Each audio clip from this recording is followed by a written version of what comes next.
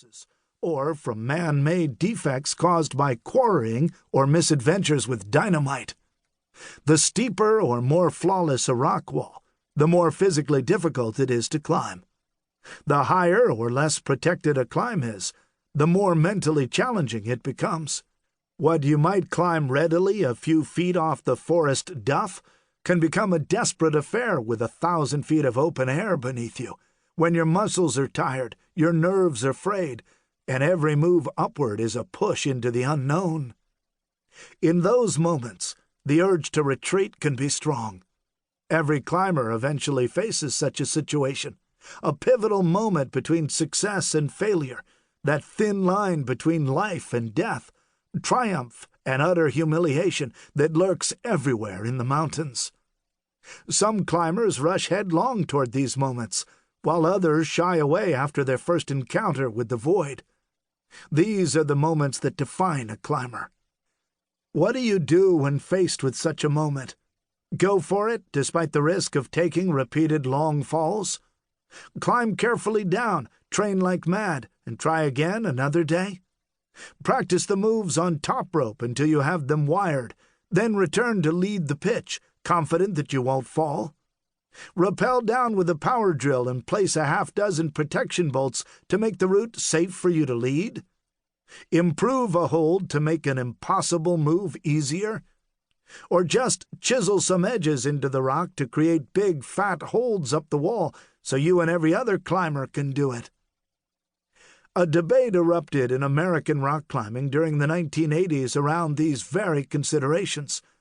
It was fueled by the rules climbers had imposed, or tried to impose, on themselves and others over the course of the history of the sport, rules intended to maintain or even increase the challenge and adventure of climbing, but which more often just stirred up trouble.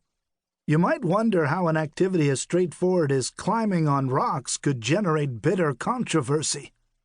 After all, except when viewed through an evolutionary survival of the fittest lens, climbing is not an inherently competitive pursuit.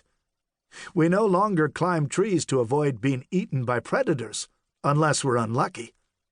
Children climb fences, trees, and playground equipment as mindlessly as birds fly, without consideration of how or why.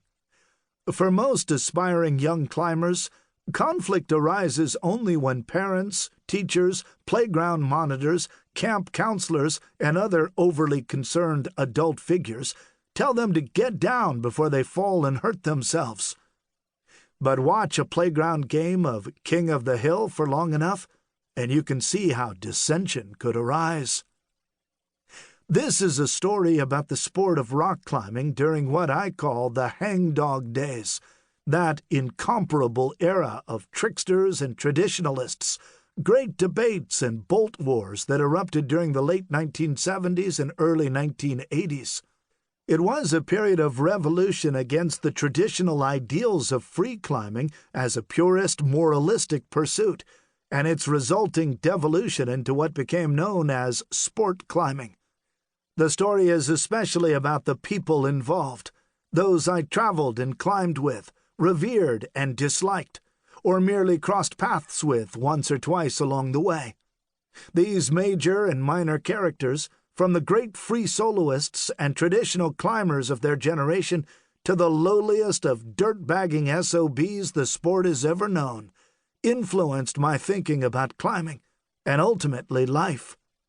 This story explores what happened and why it mattered, not only to me, but to the people involved and those who have followed. I have always thought that by turning over these moss-covered stones I might dredge up something of value. I started writing this book several times during the ensuing decades, but it sat unfinished.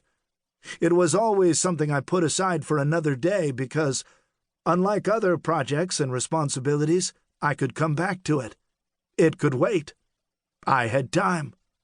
Then Todd Skinner died. Todd was one of my good friends and frequent climbing companions during the 1980s.